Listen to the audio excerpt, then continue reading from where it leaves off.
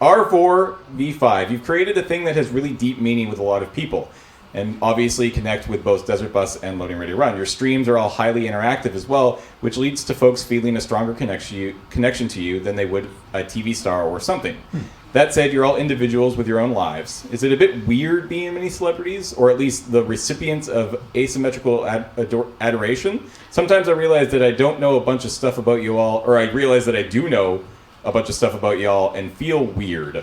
A little, but I don't mind, I guess. We had someone come up to us at the Paxos table, and they were like, this seems super weird, but because you guys have told so many stories about, like, your past jobs or hilarious injuries that you got, or just, like, all these stories that you've told through the podcasts or through Askler or Q&As like this one, he's like, I know more things about you than I do about some of my friends. Yep. Right? And so that definitely, it does make people sort of feel that, like, that we're very close. Yep. Right? Which is cool. It's only a problem when someone's like, you know, when you meet someone and they're like, you know, I'm like, hey, I'm Graham, and they're like, yeah, I know. You know? Yeah. And I'm like, I need to know your name. Yeah, it's not like it's only when we go to like PAX or other conventions that this ever really comes up. And it's not that bad as long as you don't kind of expect us to know things about you, obviously.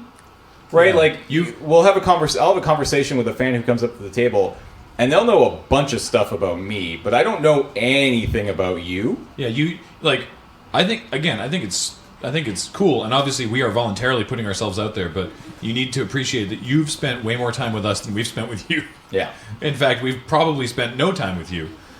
Not that we wouldn't like to. We don't know who you are. Can I tell a fun story? Sure. All right. Graham and I just went to PAX Australia for the first time. And because it was just me and Graham there, and we had Penelope, we recruited some members of our community to help us run our merch booth. And it was a bunch of people, like a couple people that we'd met before, which was really nice. It was Antitonic, who's been in chat. He might not be in chat right now because I don't think it's a great time, Australian time.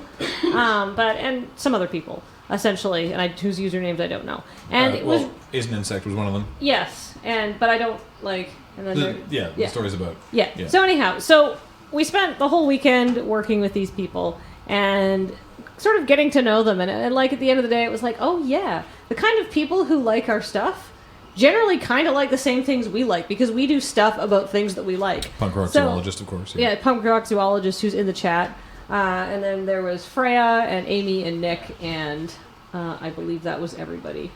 I mentioned Antitonic and Pascal. Yes, right. So, yeah, there was 6 people, and it was very busy, and we didn't mean to work you that hard. But at the end of the weekend, I was all like, I just made a whole bunch of new friends, because I actually spent, like, several hours getting to know people, and, like, sort of reciprocating our end of the relationship, and I was, like, really sad that Paxos was over, because I was like, I don't get to see any of these people again, because they all live in Australia. So, you know, it's always, like, fun to meet our fans, because you're like, we have things in common. It's really nice, right?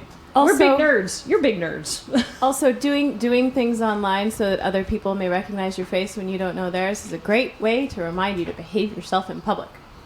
Every once in a blue moon, just from Desert Bus, like once this year on the train, I was on the train in Vancouver with my mom just doing errands, and on Twitter when I got home I saw somebody be like, I saw you on the train today, but I didn't want to like interrupt and say hi, and I was like, right, once in a blue moon that happens, and it's not like I go throw temper tantrums in public, but you know, some days you're having a bad day and you're grumpy to the stranger on the bus. It reminds you to be nice to the stranger on the bus, even when you're grumpy. They might know who you are. My best friend Adam, who's been in like a few very old Loading Ready Run videos, always takes great delight in telling me when he works with somebody who knows who Loading Ready Run is, and they're even like remotely impressed.